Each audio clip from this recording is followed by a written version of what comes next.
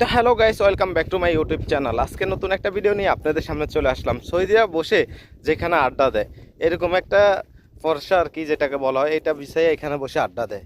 আর মূলত হচ্ছে ওনারা এখানে বসে গাওয়া খায়, গাওয়ার সাথে তমর মানে খেজুর আর কি, খেজুর খায়।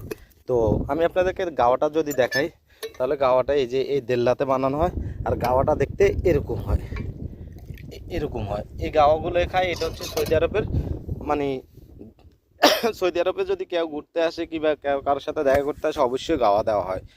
এটা তাদের জাতীয় খাবার। আর এটাতে মিক্স করা হয় আপনার আমাদের দেশের ওই যে লঙ্কা আছে না, লঙ্কা আর কি, যেটাকে ওনারা আরবিতে বলে ওয়েদি। আর এটাতে দেওয়া হয় এলাচি, আমাদের দেশের এলাচি আর ওদের দেশে ওয়েদি। এইয়া হেল, এটা হেল আর এটা ওয়েদি, লঙ্কা ওয়েদি।